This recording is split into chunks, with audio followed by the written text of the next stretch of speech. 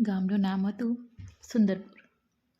નાનું ગામ, કાચી ગલીઓ, માટીના ઘર અને એ ઘરમાં રહેતી એક મા, કમલામાં. કમલામાએ પોતાનું આખું જીવન એક જ દીકરા માટે સમર્પિત કર્યું હતું. એ દીકરો હતો રવિ. રવિનો પિતા તે નાનો હતો ત્યારે જ દુનિયા છોડી ગયા હતા. ત્યારથી કમલામાએ મા પણ બનવું પડ્યું અને બાપ પણ. સવારે વહેલી ઉઠી ખેતરમાં કામ, પછી બીજાના ઘરમાં વાસણ ધોવા અને સાંજે થાકેલી હાલતમાં પણ રવિને ગોદમાં બેસાડી કહેતી, મારો દીકરો એક દિવસ મોટો માણસ બનશે. રવિ માને ખૂબ પ્રેમ કરતો, પણ ગરીબી તેને અંદરથી કચોટતી હતી. સમય વીતતો ગયો, રવિ મોટો થયો, ભણવામાં હોશિયાર હતો.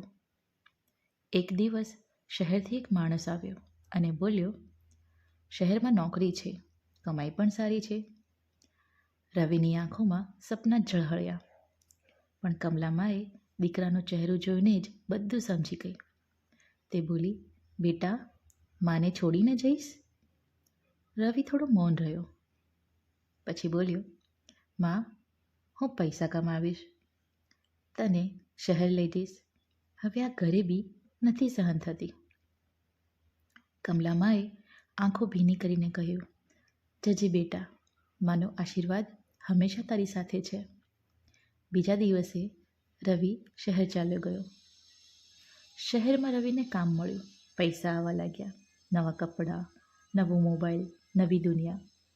પણ સાથે સાથે માની યાદ ધીમે ધીમે પાછળ રહી ગઈ. કમલામાં દરરોજ રાહ જોતી, આજે રવિ ફોન કરશે. ક્યારેક દિવસો પસાર થઈ જતા, પણ ફોન ના આવતો. ગામના લોકો પૂછતા, બેટો યાદ કરે છે? કમલામાં હસીને બોલતી, હા, બહુ કામ હશે ને એને. પણ રાતે એકાંતમાં માના આંસુ ઓશિકામાં ભીંજાતા. એક દિવસ કમલામાને ખૂબ તાવ આવ્યો. પડોશીએ ફોન કરીને રવિને જાણ કરી. રવિ શહેરની મીટિંગમાં વ્યસ્ત હતો. બોલ્યો, હું પછી વાત કરીશ. પણ પછી બહુ મોડું થઈ ગયું. 2 દિવસ પછી ગામથી ફરી ફોન આવ્યો. આ વખતે અવાજ હતો, રવિ, તારી મા હવે નથી. ફોન હાથમાંથી પડી ગયો. રવિને લાગ્યું જમીન ખસી ગઈ. તે તરત ગામ દોડ્યો. ઘર પહોંચ્યો. મા ચૂપચાપ પથારી પર પડી હતી. રવિ રડતો રડતો બોલ્યો, મા, ઉઠને, હું આવી ગયો, હું આવી ગયો મા. પણ મા હવે કદી ના ઉઠે. માની પથારી પાસે એક જૂનો કાગળ હતો. એમાં લખેલું હતું, મારો બેટો ખુશ રહે, માને ભૂલે તો પણ ચાલે, પણ ભગવાન એને ક્યારેય દુઃખ ના આપે. રવિ ફાટી પડ્યો. એણે માને ગળે લગાવીને રડતા કહ્યું, મા, પૈસા કમાવી લીધા, પણ તને સમય ના આપી શક્યો. આજે રવિ મોટો માણસ છે, પણ દર રવિવારે ગામ આવે છે.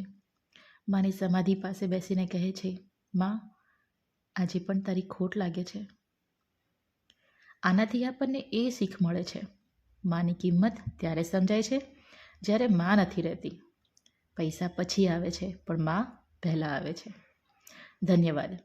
જો તમને આ વાર્તા ગમી હોય તો આ વાર્તાને લાઈક, શેર, સબસ્ક્રાઈબ જરૂરથી કરજો.